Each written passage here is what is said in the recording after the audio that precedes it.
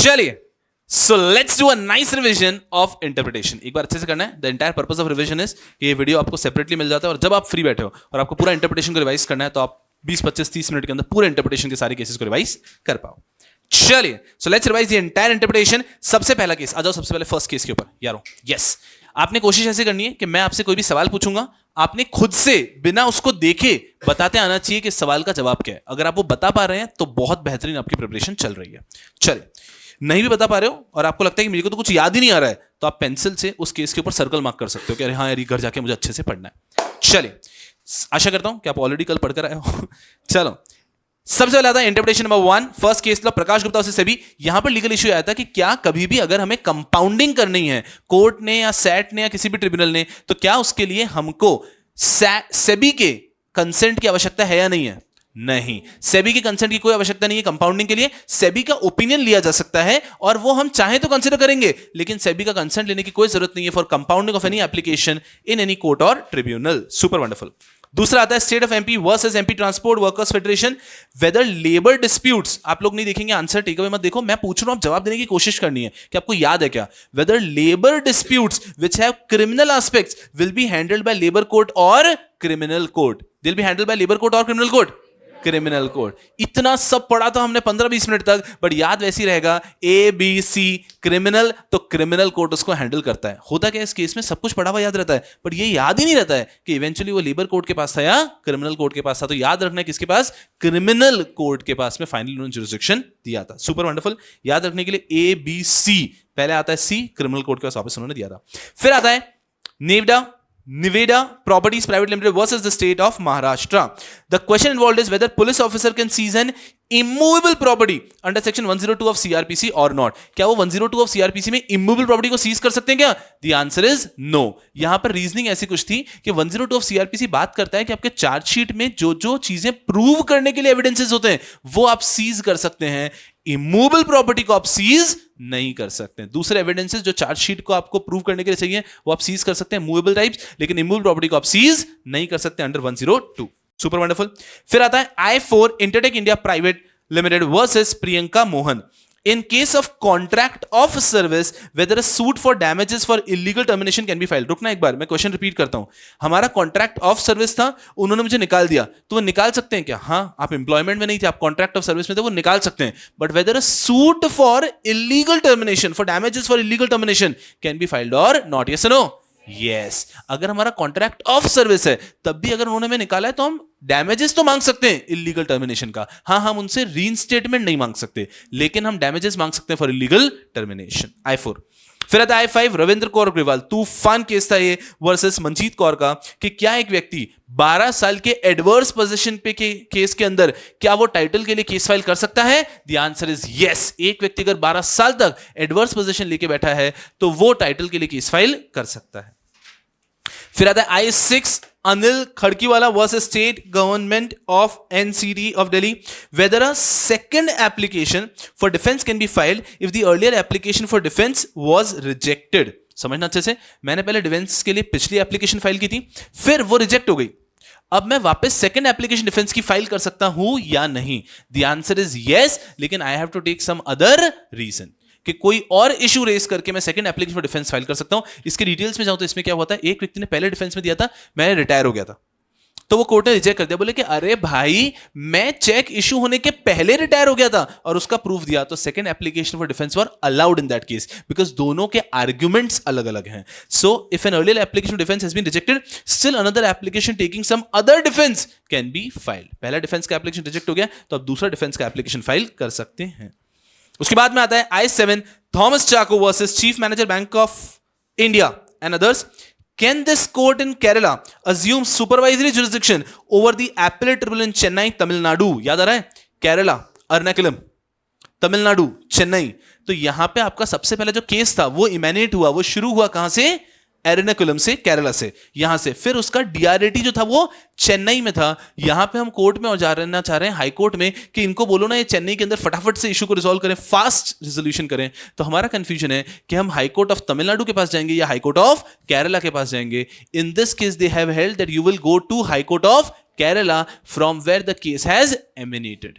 कि जहां से केस शुरू हुआ है वहां के हाईकोर्ट के पास में सुपरवाइजरी जुरिसडिक्शन होगा। आई होप याद आ रहा है।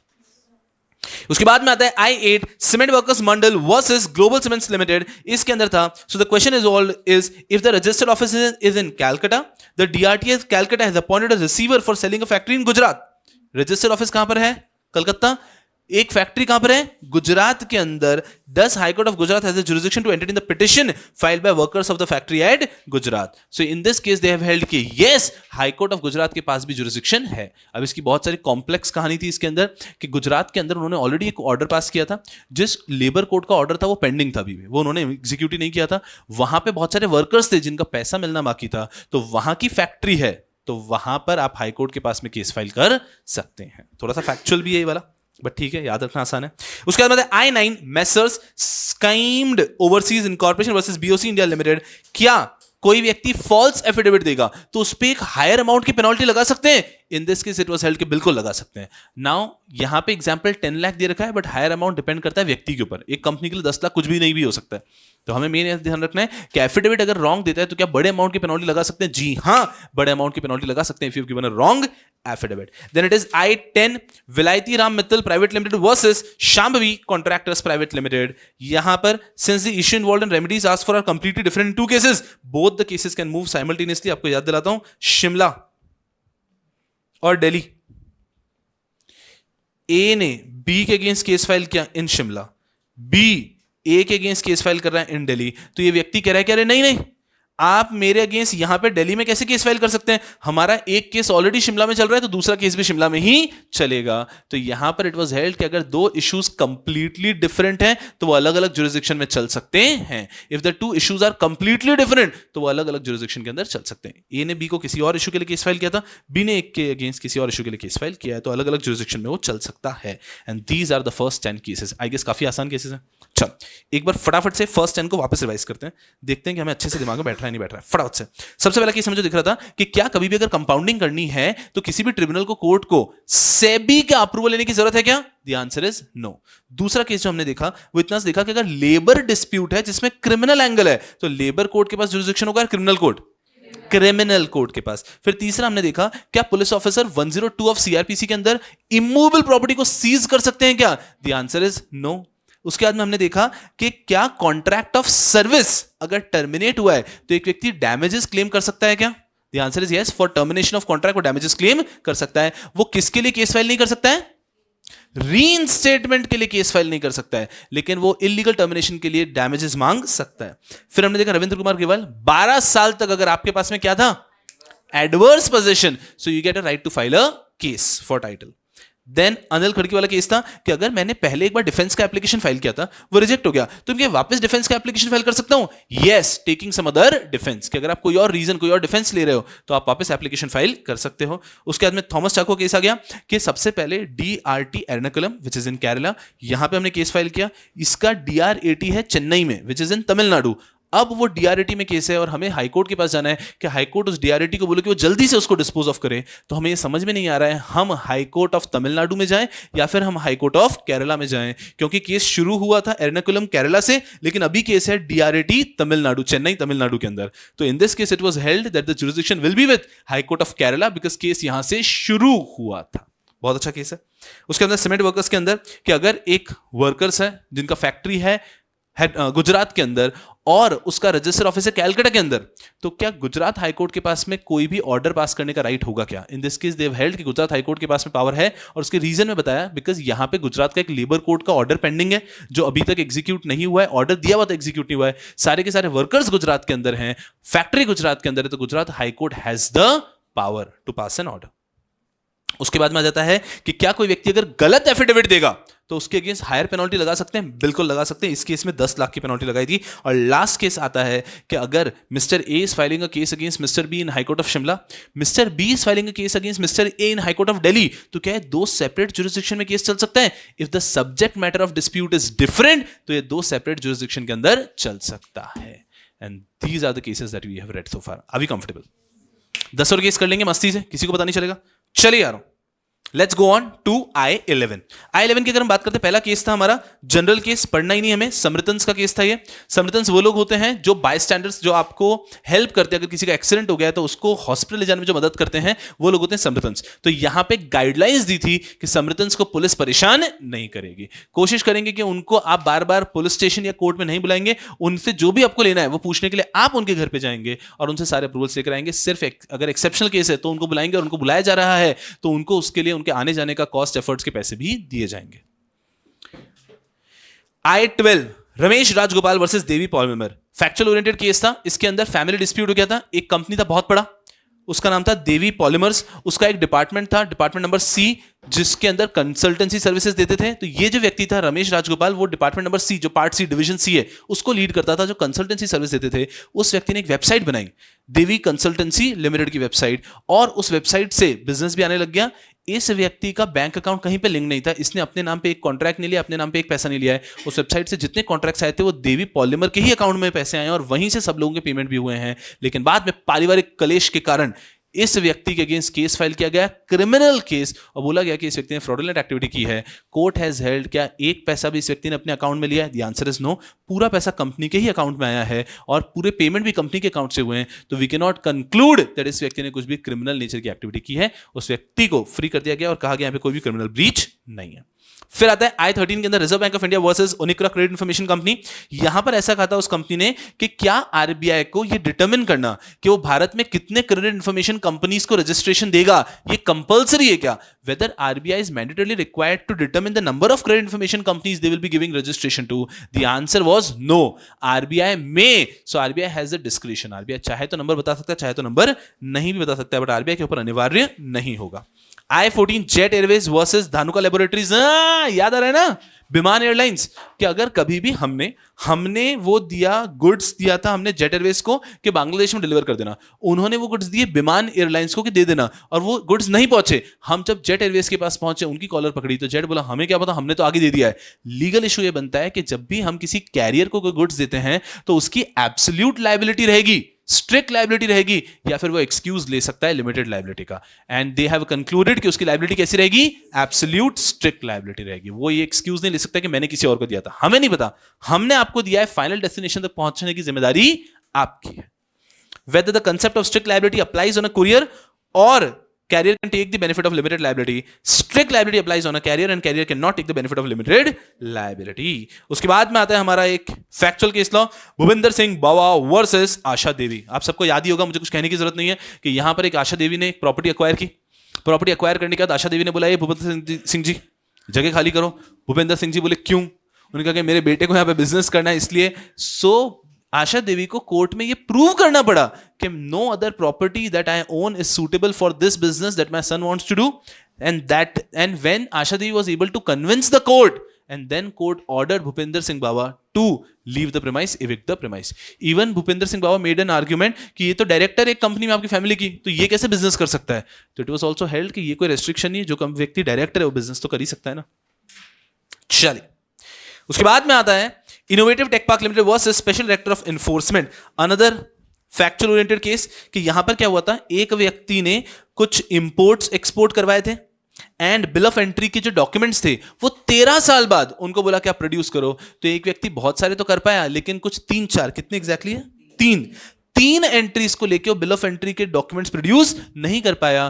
तो क्या उसके अगेंस्ट पनिशमेंट लग सकता है क्या? इन this case it was held कि आपने शोकॉज नोटिस इतना डिलेड दिया है और वो अब डॉक्यूमेंट प्रोड्यूस नहीं कर पाया, तो इस ग्राउंड पे आप उनके अगेंस्ट पेनल्टी इंपोज नहीं कर सकते। इस केस में इट वाज 13 ईयर्स। तो एग्जाम में anything which comes 12-13 years and more, उसमें केस अप्लाई हो जाएगा। वेरी इजी कि 12-13 साल बाद शोकॉज नोटिस दिया है तो नहीं, आप पेनल्टी इंपोज नहीं कर सकते। उसके बाद में आता है I-70 MGR industries association and the versus state of UP and others. यहां पर क्या होता है यारों, एक पंचायत टैक्स को लेकर झगड़ा था। एक एंटिटी वो बोल रही थी कि हम पे पंचायत टैक्स नहीं लगेगा because we are industrial undertaking as per the act.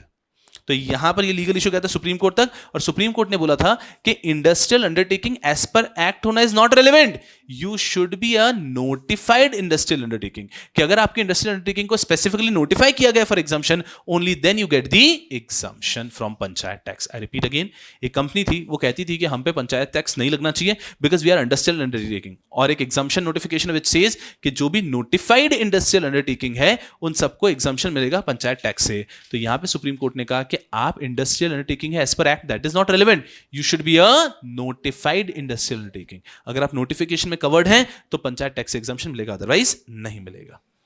उसके बाद में आता है हमारा एक और फैक्चुअल, ये back to back factual oriented cases ही चल रहे हैं। डीएम ओरिएंटल इंश्योरेंस कंपनी, आपको याद होगा एक व्यक्ति जो यूएस से रिटर्न था। अब एक व्यक्ति यूएस से रिटर्न था, वो रेलेवेंट इन्फॉर्मेशन है या नहीं है, तो वो थोड़ी रेलेवेंट इसलिए हो जाती है यहां पे क्योंकि उसके हिसाब से उसका कंपनसेशन तकरीबन 4-5 करोड़ था, क्योंकि ऐसा माना जाएगा ना व्यक्ति वहां पे हाई इनकम अर्न करता होगा, ऐसा लॉजिक। तो व्यक्ति, उसकी माताजी और ड्राइवर वगैरह जा रहे थे, तो उसके और उसकी माताजी के लिए 4.5 करोड़ समथिंग और 1.5 लाख समथिंग का कंपनसेशन आया। फिर अपील के अंदर 3 करोड़ 75 लाख के आसपास का कंपनसेशन कंक्लूड किया गया, और फिर आगे गए सुप्रीम कोर्ट ने कहा कि नहीं भाई, कि जो अभी तक डिटरमिन किया वो एकदम फेयर है, सही है। तो 3 करोड़ 75 लाख को फाइनल कंक्लूड किया गया। फैक्चुअल ओरिएंटेड है, इसमें कोई लीगल इशू था ही नहीं, हमने समरी लिखी हुई है। उसके बाद में आता है I-19 Faridabad complex administration versus ion master India. इसके अंदर आपका summary, high court rejected the application in limine. High court ने प्राइमा फेसी एप्लीकेशन रिजेक्ट कर दिया, reasoning that there is no question of law. High court reject कर दिया कि यहां पे तो कोई क्वेश्चन ऑफ लॉ ही नहीं है। तो क्या हम कभी ऐसे ग्राउंड पे भी अपील कर सकते हैं क्या सुप्रीम कोर्ट के पास कि हाई कोर्ट ने हमारे एक एप्लीकेशन को रिजेक्ट कर दिया because there is no question of law? The answer is yes. In this an appeal was filed to supreme court and supreme court had determined various question of law कि देखो ये इतने सारे question of law involve हैं। Appeal against this was raised to supreme court. Supreme court held that various question of law exist in the present suit, hence ordered high court to accept the application. तो हमने इसके भी summary लिखी थी, but इससे हमने क्या सीखा? हमने ये सीखा कि अगर कभी भी हाई कोर्ट ने हमारी एप्लीकेशन को इस ग्राउंड पे रिजेक्ट कर दिया that there is no question of law involve, तो हम अपील कर सकते हैं, यस। तो भी हम सुप्रीम कोर्ट के पास अपील कर सकते हैं आस्किंग, देख सुप्रीम कोर्ट आप चेक करो ना कि क्वेश्चन ऑफ लॉ है या नहीं है। हमारे हिसाब से क्वेश्चन ऑफ लॉ होते हुए हाई कोर्ट ने रिजेक्ट कर दिया, तो in this case supreme court concluded that question of law है and his application has to be accepted. और इस सेट का आखिरी case I-20 JSW infrastructure limited another versus Kakinada sea port limited. यहां पर बहुत सारा झगड़ा हुआ था with respect to the interpretation. यहां पर आता है हाई कोर्ट इंटरप्रेट, याद आ रहा है बर्थ को लेके कि मोनोपोली, कि एक व्यक्ति को अगर बर्थ दे दिया है तो उसको दूसरा बर्थ नहीं दे सकते। तो यहां पर वही झगड़ा बहुत सारा हुआ था और इंटरप्रिटेशन क्या आ रहा था? 2 इंटरप्रिटेशन। हाई कोर्ट ने जो गलत इंटरप्रिटेशन किया वो ये किया था कि कोई भी एक व्यक्ति बर्थ ऑपरेटर को अगर एक बर्थ मिल गया है तो उसको फिर उस पूरे पोर्ट पे दूसरा बर्थ नहीं दिया जाएगा। लेकिन सुप्रीम कोर्ट ने इसको करेक्टली इंटरप्रेट करके बताया कि अगर एक व्यक्ति अकेला, if the person is a single operator at a port, then उस व्यक्ति को दूसरा बर्थ नहीं मिलेगा, but the moment he gets a berth, there is another operator, the other operator also gets a berth, फिर तो मोनोपोली की बात ही नहीं है, फिर this person can get another berth as well। Single operator है तो उसको मल्टीपल बर्थ अलाउड नहीं है, लेकिन अगर मल्टीपल ऑपरेटर आ जाते हैं तो एक व्यक्ति बहुत सारे बर्थ ऑपरेट कर सकता है। This is the interpretation of supreme court. तो एक्चुअली ये हमारे लिए बहुत ज्यादा एप्लीकेबल तो नहीं हो जाता है, रेलिवेंट नहीं हो जाता है, लेकिन हम इसको इसलिए पढ़ते हैं कि इतने ऐसे एक पोर्ट के इंटरप्रिटेशन के अंदर भी सुप्रीम कोर्ट इन्वॉल्व हो सकता है। यस, हम कहते हैं कि सुप्रीम कोर्ट इन्वॉल्व होगा in question of law. Question of law does not always mean कि वो कोई एक्ट का ही क्वेश्चन होना चाहिए। किसी की पॉलिसी, किसी के डॉक्यूमेंट में भी इंटरप्रिटेशन को लेकर कंफ्यूजन है तो सुप्रीम कोर्ट इंटरफेयर कर सकता है। तो इंटरप्रिटेशन का इशू है तो सुप्रीम कोर्ट आता है। यहां पे सुप्रीम कोर्ट ने बर्थ की पॉलिसी को इंटरप्रेट किया था and these are 20 case law second set के। चलो 11 to 20 को फटाफट से एक बार सेकंड टाइम देख लेते हैं हम लोग। सारे केसेस कंठस्थ चाहिए इंटरप्रिटेशन के। मैंने शुरुआत में बताया इंटरप्रिटेशन एक कंफ्यूजन क्रिएट करता है एग्जामिनेशन में कि केस जब आता है तो हम उसको ये आइडेंटिफाई नहीं कर पाते कि इंटरप्रिटेशन का केस है। सिक्योर्ड लॉ का केस देखते ही सिक्योर्ड लॉ का लगता है, कंपनी लॉ का कंपनी लॉ लगता है, आईबीसी का लगता है, आर्बिट्रेशन वगैरह का आपको इकोनॉमिक लॉ ले जाएगा, लेकिन इंटरप्रिटेशन का केस आप समझ ही नहीं पाओगे किसका है। तो आप हो सकता है कभी कंपनी लॉ के सारे केसेस घूम के फिर इंटरप्रिटेशन में आओगे, कभी सिक्योर्ड लॉ केसेस घूम के इंटरप्रिटेशन में आओगे। तो इंटरप्रिटेशन के केसेस को थोड़ा ज्यादा रिवाइज करके रखना है ताकि हमें याद रहे कि ये सारे इंटरप्रिटेशन के केसेस थे। चलिए फटाफट से देखते हैं। सबसे पहला केस देखा था हमने समृतन का, तो समृतन को लेकर गाइडलाइंस दी थी I-11 में। I-12 आया था देवी पॉलीमर का केस, जिसके अंदर एक डायरेक्टर था, उसने देवी कंसल्टेंसी सर्विस की एक सेपरेट वेबसाइट बना दी थी और इसके अगेंस्ट क्रिमिनल कॉन्स्पिरेसी का केस फाइल कर दिया था एंड इट वाज हेल्ड जब इस व्यक्ति ने एक भी पैसा अपने अकाउंट में लिया ही नहीं है, पूरा का पूरा पैसा कंपनी के अकाउंट में आया था, पूरे पेमेंट्स कंपनी के अकाउंट से आए थे, तो क्रिमिनल इंटेंट की बात ही नहीं आती है। उसके बाद में आता है रिजर्व बैंक के ऊपर क्या हम कंपलसरी कह सकते हैं कि रिजर्व बैंक को बताना ही पड़ेगा कि कितने क्रेडिट इंफॉर्मेशन कंपनीज उनको रजिस्ट्रेशन देने हैं? ऐसा कंपलसरी नहीं है, रिजर्व बैंक मे डिटरमिन और मे नॉट डिटरमिन। उसके बाद में आता है हमारे सामने जेट एयरवेज की बात। क्या जेट एयरवेज यहां पे इशू था कि क्या कोई भी कैरियर है उसके ऊपर स्ट्रिक्ट लायबिलिटी एप्लीकेबल होगा या वो लिमिटेड लायबिलिटी का बेनिफिट ले सकता है? The answer was strict liability applicable होगा कि अगर मल्टीपल कैरियर भी गुड्स को डिलीवर कर रहे हैं, हमने जो पहले कैरियर के साथ में कॉन्ट्रैक्ट किया उसी की लायबिलिटी आएगी, हमें आगे वाले कैरियर से कोई मतलब नहीं है। फिर आता है भूपेंद्र सिंह बावा वर्सेस आशा देवी कि यहां पर जो एक प्रॉपर्टी का ओनर था, उनको कन्विंस करना पड़ा कोर्ट में कि this is the only property for our use and please evict the tenant, तब जाके टेनेंट को इविक्ट किया गया। उसके बाद में I-16 इनोवेटिव टेक पार्क वाला केस कि शोकॉज नोटिस 13 साल बाद दिया और व्यक्ति कुछ डॉक्यूमेंट्स प्रोड्यूस नहीं कर पाया, तो उसके अगेंस्ट आप पेनल्टी नहीं लगा सकते बिकॉज आपके एंड से डील है। फिर आता है एमजीआर इंडस्ट्रीज का केस कि एक एंटिटी है वो एग्जम्पशन लेना चाहती थी पंचायत टैक्स में बिकॉज वो इंडस्ट्रियल अंडरटेकिंग है एज पर दी एक्ट, लेकिन इस केस के अंदर सुप्रीम कोर्ट ने कहा industrial undertaking as per the act will not get the exemption, notified industrial undertaking will only get the exemption. तो क्या आपकी इंडस्ट्रियल अंडरटेकिंग को नोटिफिकेशन में नोटिफाई किया हुआ है? नहीं, तो आपको एग्जम्पशन नहीं मिलेगा। सारी इंडस्ट्रियल अंडरटेकिंग के लिए एग्जम्पशन नहीं है। फिर हमारा डीएम ओरिएंटल इंश्योरेंस का फैक्चुअल ओरिएंटेड केस था। एक व्यक्ति जो यूएस से आया था, वो उनकी माताजी और ड्राइवर कार में कहीं पे जा रहे थे, एक्सीडेंट हो गया सामने वाले की गलती के कारण। वहां पर इतना आपको कंपल्सरी दिया गया 4 crore something for the person and 1 lakh something for the mother. Appeal में गए तो लमसम 3 करोड़ 75 लाख का कंजम्पशन का कंपनसेशन डन किया गया। फिर अपील सुप्रीम कोर्ट के पास गई, सुप्रीम कोर्ट ने कहा कि 3 करोड़ 75 लाख इनफ है, हमें इसके ऊपर कभी भी सवाल पूछा नहीं जा सकता, बट ठीक है। उसके बाद में आता है हमारा I-19 फरीदाबाद कॉम्प्लेक्स एडमिनिस्ट्रेशन का केस। इसके अंदर वही था जिसको हमने बात की थी कि एक कोई भी केस को हाईकोर्ट ने लाइमा इन प्राइमा फेसी ही रिजेक्ट कर दिया कि यहां पे तो कोई भी क्वेश्चन ऑफ लॉ है ही नहीं, तो हम सुप्रीम कोर्ट के पास गए। सुप्रीम कोर्ट ने कहा कि बहुत सारे क्वेश्चन ऑफ लॉ यहां पे इन्वॉल्व है, so high court please accept the case. ये केस के फैक्ट्स थे हाउस टैक्स को लेके। याद करो, आपका जो हाउस टैक्स है वो रेंट में इंक्लूडेड है या नहीं है, और फिर क्या हाउस टैक्स के नॉन पेमेंट के लिए हम एप्लीकेशन रिजेक्ट कर सकते हैं नहीं, इस प्रकार की बहुत सारी चीजें यहां पर चल रही थी। चले, और इसके बाद में हमारा लास्ट केस जो यहां पर आ जाता है JSW infrastructure limited versus Kakinada sea ports. यहां पे बर्थ के इंटरप्रिटेशन को लेकर झगड़ा था। बर्थ के इंटरप्रिटेशन के ऊपर यहां पर ऐसा झगड़ा आया था कि एक व्यक्ति इंटरप्रिटेशन पॉलिसी का कैसा करेंगे, हाईकोर्ट ने इंटरप्रेट किया कि अगर एक व्यक्ति को एक बर्थ दे दिया गया है तो वो फिर किसी भी बर्थ के ऑक्शन में पार्टिसिपेट नहीं कर सकता। This was the interpretation of high court. Supreme court ने कहा ऐसा नहीं है, the policy has been made to ensure कि मोनोपोली ना हो, तो अगर सिंगल बर्थ ऑपरेटर है तो उसको और बर्थ नहीं दी जाएगी, लेकिन अगर मल्टीपल बर्थ ऑपरेटर है तो वो मल्टीपल बर्थ खरीद सकते हैं। And this is I-20। Are we good here? Yes. So in the next extra lecture सबसे पहले हम लोग क्या करेंगे, रिमेनिंग केसेस को कंप्लीट कर लेंगे। इंटरप्रिटेशन के केसेस एकदम टिप्स पे होने चाहिए, मतलब आपको केस को पढ़े बिना उसका टेक अवे पता होना चाहिए। तो वहां जब हम समय बचाएंगे तो एग्जामिनेशन के अंदर बहुत ज्यादा इजी हो जाता है हमारे लिए। तो इसके बाद में हम लोग नेक्स्ट सेशन के अंदर पहले वो केसेस कंप्लीट कर देंगे और फिर हम लोग आगे गवर्नेंस की बात करेंगे। I-21 the Maharashtra state cooperative housing finance corporation limited versus Prabhakar Sitaram Badange. हम लोगों ने 20 केसेस पढ़ लिए थे, रिवीजन कर लिया है। रिमेनिंग 20 केसेस का रिवीजन कर रहे हैं हम लोग और तूफान तरीके से। We are done with interpretation, then we will be going to governance. चलो, सबसे पहला सवाल और आपके सामने जो सवाल आता है वो ये आता है कि कोऑपरेटिव सोसाइटी के अंदर अगर एम्प्लॉयर एम्प्लॉय के बीच में कुछ डिस्प्यूट्स होते हैं तो ये केस कोऑपरेटिव कोर्ट के पास जाएगा या नहीं? यस और नो? नहीं जाएगा। तो याद रखना चाहिए cooperative court does not have the jurisdiction to handle employer employee disputes of a cooperative society. तो अगर कोऑपरेटिव सोसाइटी के एम्प्लॉयर एम्प्लॉय के डिस्प्यूट हो रहा है तो कोऑपरेटिव कोर्ट के पास में जुरिसडिक्शन नहीं है, नहीं है, नहीं है। उसके बाद में आता है MC Mehta versus union of India. BS3 vehicles के ऊपर गाइडलाइंस दी थी, ये केस पे कोई टेक अवे नहीं है। उसके बाद में आता है हमारे सामने consortium of Titagarh Firema Adler SPA Titagarh wagons limited versus Nagpur metro rail corporation. इसके अंदर बहुत कुछ हुआ था, इसके अंदर फैक्ट्स थे और कुछ लीगल इशू आए थे। लीगल इशू बना था whether bids can be made using the experience of its subsidiary company. अब केस याद आ रहा है, एक एंटिटी थी इंडिया में उसकी होल्डिंग कंपनी थी चाइना की कंपनी, और उसकी जो दूसरी सब्सिडरीज थी उनके पास एक्सपीरियंस था, तो क्या एक एंटिटी अपने सब्सिडरीज के एक्सपीरियंस के बेस पे बिड कर सकता है या नहीं? In this case it was held yes, कि एक कंपनी अपने सब्सिडरी के एक्सपीरियंस के बेस पे बिड कर सकता है। यहां तक कि जो कंपनी ने बिड किया था उसकी जो होल्डिंग कंपनी थी that was a government entity. इस कारण से और ब्रॉडर व्यू लिया गया था इस केस के अंदर, एंड कंक्लूजन दिया गया था कि एक एंटिटी अपने सब्सिडरी के एक्सपीरियंस के बेस पे बिड कर सकता है। चलो एग्जैक्टली बोले तो उसके सिस्टर कंसर्न का एक्सपीरियंस था, याद है ना?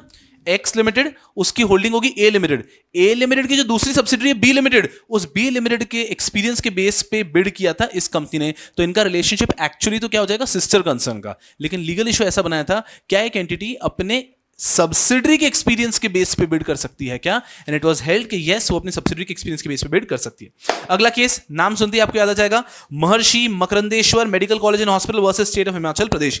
क्या एक स्टेट गवर्नमेंट कंपेल कर सकती है एक यूनिवर्सिटी को जो ऑलरेडी अफिलिएटेड है, एक कॉलेज को जो ऑलरेडी अफिलिएटेड है किसी यूनिवर्सिटी से, कि उनको स्टेट यूनिवर्सिटी से भी अफिलिएशन लेना होगा? ऐसा फोर्स कर सकते हैं क्या? The answer is no. If there is a college and the college is already affiliated with the university, state government can not force the college to be affiliated with the state university as well.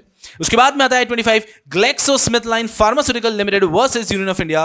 Weather union of India can withdraw manufacturing based exemption on the basis of higher selling price. आप लोग notes पे मत देखो, आपको मेरे question से take away याद आ रहा है कि चेक करो खुद से। आप आइडियली घर से एक बार पढ़कर आए होंगे, आप देखो ओपन बुक है तो ये तो बात तय है कि आप ढूंढ ही लोगे, लेकिन अगर आपको खुद से आंसर याद आता है तो आप बहुत समय बचा लोगे अपना।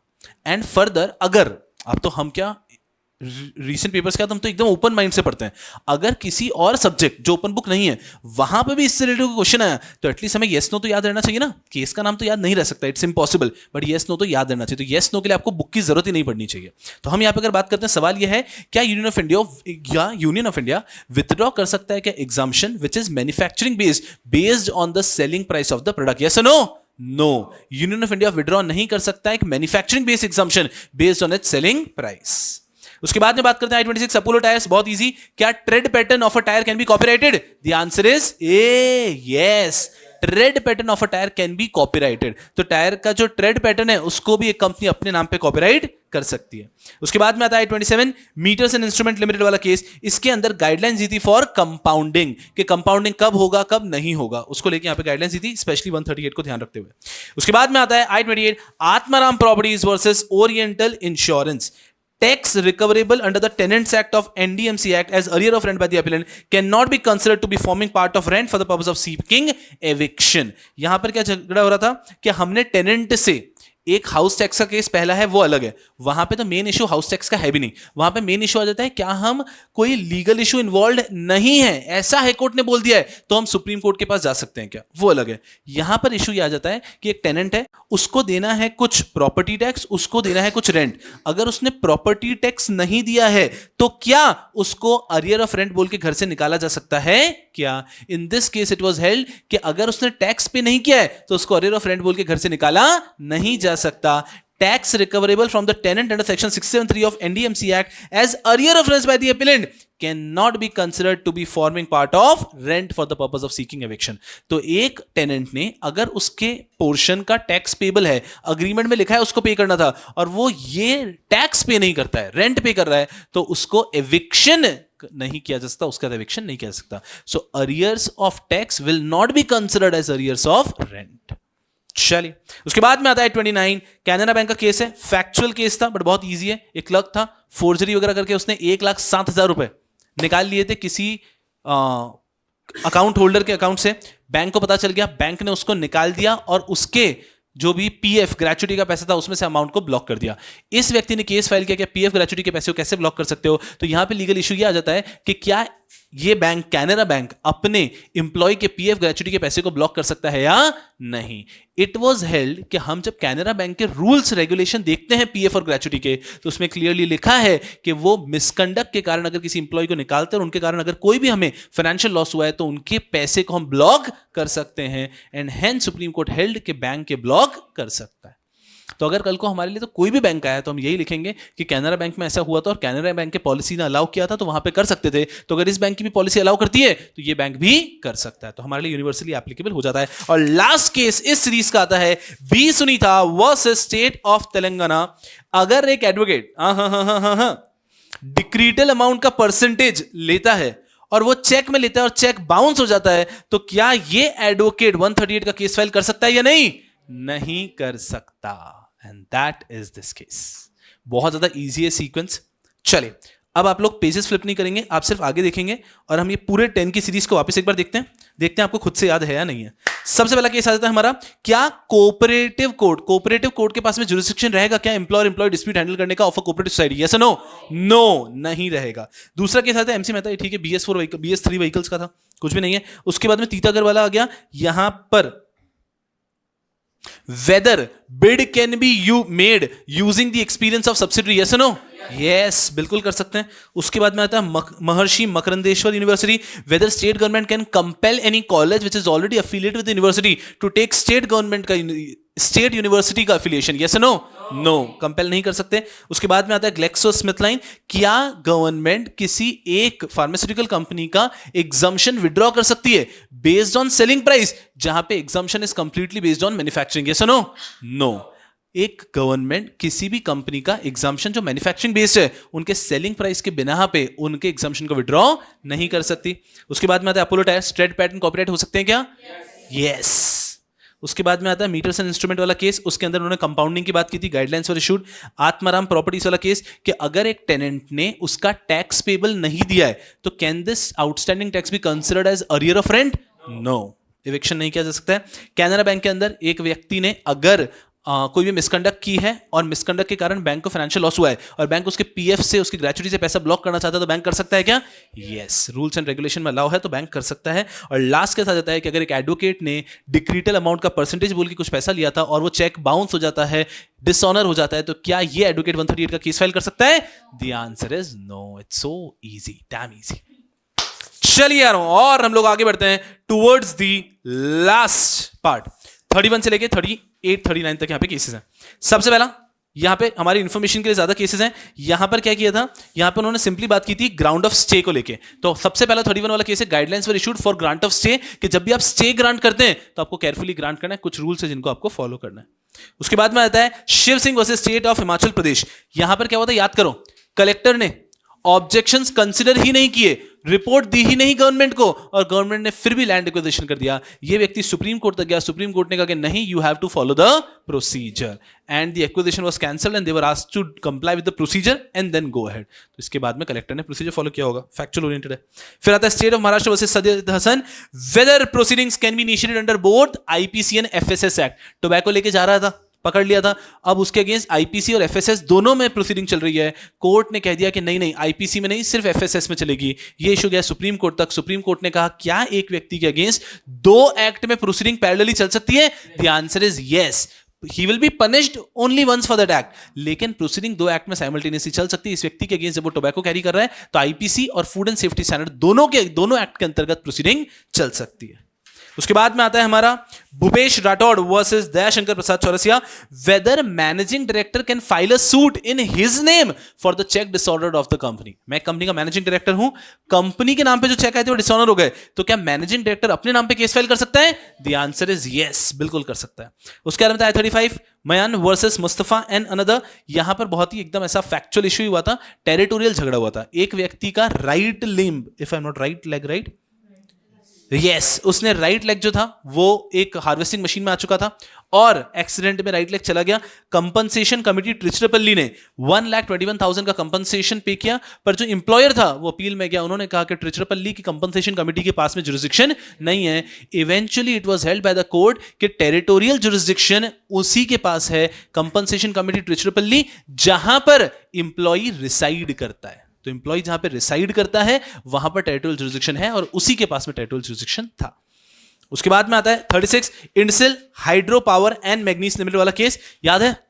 इसमें 3 लीगल इश्यूज थे, टोटल 3 लीगल इश्यूज थे। अगर मैं ऑर्गेनाइज तरीके से जाता हूं, यस, 3 लीगल इश्यूज थे। सबसे पहला लीगल इश्यू तो ये था कि क्या गवर्नमेंट ऐसा कर सकती है क्या कि वाटर के कंट्रोल्ड सप्लाई के ऊपर रॉयल्टी लगा सकती है क्या? तो क्या इस प्रकार की रॉयल्टी लगाना आर्बिट्ररी है या जेन्युइन है? तो सबसे पहला टेक अवे ये था कि ये आर्बिट्ररी नहीं है, it is very much fair, क्योंकि जब इंडसिल और दूसरा CUMI, राइट, यस, इंडसिल और CUMI ने जब ये अग्रीमेंट एंटर किया तब उनके पास में बहुत समय था, उन्होंने प्रॉपर डिटेल में अग्रीमेंट को डिस्कस करके लॉयर्स के साथ में एंटर किया था। तो ये आर्बिट्ररी नहीं है, रॉयल्टी लगाना is very much allowed, it is not arbitrary, पहली चीज। दूसरी चीज कि क्या ये कैप्टिव यूनिट्स और इंडिपेंडेंट यूनिट्स के ऊपर डिस्क्रिमिनेटरी है, क्योंकि कैप्टिव यूनिट से तो रॉयल्टी लेते हैं और इंडिपेंडेंट यूनिट से रॉयल्टी नहीं लेते हैं। सो इट वाज हेल्ड कि it is also fair, because independent units तो यूनिट्स जो इलेक्ट्रिसिटी वो इन्हीं को बेच रहे हैं, कैप्टिव यूनिट्स खुद के लिए यूज कर रहे हैं, तो कैप्टिव यूनिट्स के ऊपर रॉयल्टी लगाना इज वेरी मच फेयर। और आखिरी चीज आई कि क्या ये रॉयल्टी टैक्स है क्या? तो ये कहा गया कि it is not a compulsory payment and इस कारण से रॉयल्टी टैक्स नहीं है। 3 लीगल इशू। एक बार वापस इस केस के अंदर सबसे पहला लीगल इशू था कि जो रॉयल्टी लगाना है ये आर्बिट्ररी है क्या? उसके अंदर कहा गया कि रॉयल्टी लगाना आर्बिट्ररी नहीं है। दूसरा लीगल इशू कि कैप्टिव यूनिट्स पर रॉयल्टी लगेगी, इंडिपेंडेंट यूनिट्स पर रॉयल्टी नहीं लगेगी। Is it fair? They said it is very much fair, because captive units are using it for self consumption, where as independent units तो उसको बेच रही है ना। बिल्कुल ठीक है। और थर्ड चीज थी, क्या इस रॉयल्टी को टैक्स बोल सकते हैं? उन्होंने कहा इस रॉयल्टी को टैक्स नहीं बोल सकते। और उसके बाद में एक केस का रिपीट टेलीकास्ट आता है कि क्या हमें कभी भी अगर कंपाउंडिंग करनी है तो सेबी के कंसेंट की जरूरत है क्या? तो सैट या कोर्ट को, अगर ट्रिब्यूनल को कभी भी कंपाउंडिंग करनी है तो सेबी के कंसेंट की कोई जरूरत नहीं है।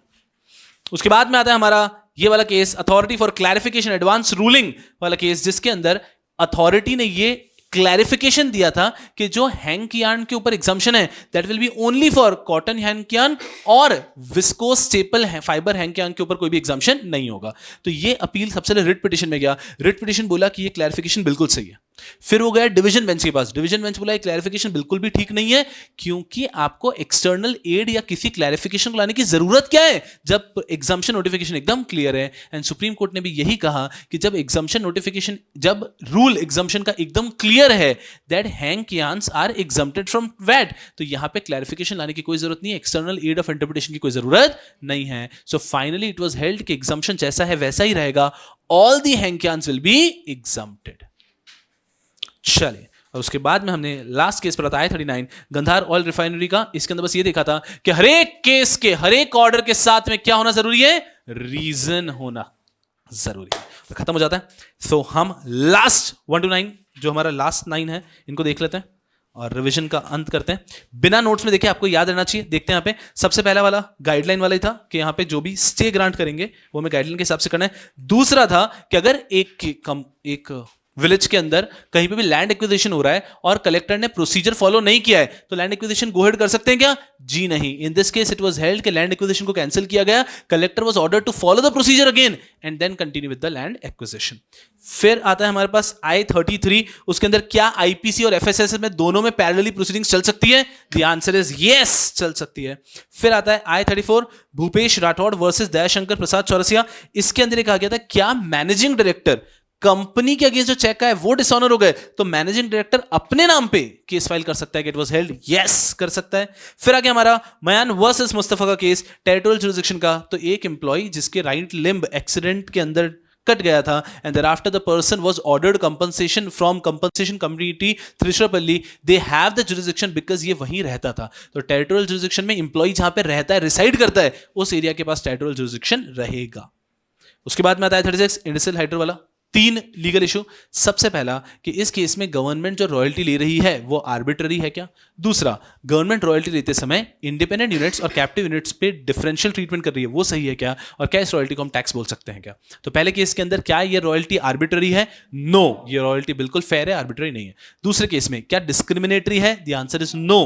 देयर इज अ वेरी मतलब fair logic behind the fact कि आईपीपी इंडिपेंडेंट यूनिट से हम लोग नहीं लेंगे रॉयल्टी और कैप्टिव यूनिट से लेंगे। और लास्ट क्या इसको टैक्स बोल सकते हैं? The answer is again the answer is no. फिर वापस वही क्वेश्चन आ जाता है कि क्या हमें सेबी के कंसेंट की जरूरत है क्या कंपाउंडिंग करने के लिए? The answer is no. और लास्ट वाला तो 38 लास्ट केस है। 39 इज नथिंग बट हमें गाइडलाइंस दी गई है। 38 लास्ट केस ये आता है कि एक एग्जाम्पशन का पॉइंट था। एग्जाम्पशन के पॉइंट में ऐसा लिखा था all the hank yarns will be exempted from VAT. उसके ऊपर एडवांस रूलिंग ने क्लैरिफिकेशन दिया, डिपार्टमेंट ने क्लैरिफिकेशन दिया कि यहां पे ऑल दी हैंकियान्स में we will only include cotton hank yarns and we will expressly exclude viscose staple fibre hank yarns. तो इसके ऊपर सुप्रीम कोर्ट तक केस गया। सुप्रीम कोर्ट बोला कि जब वो लाइन ऑलरेडी क्लियर है तो वहां पे एक्सटर्नल एड ऑफ इंटरप्रिटेशन करने की आपको कोई जरूरत नहीं है।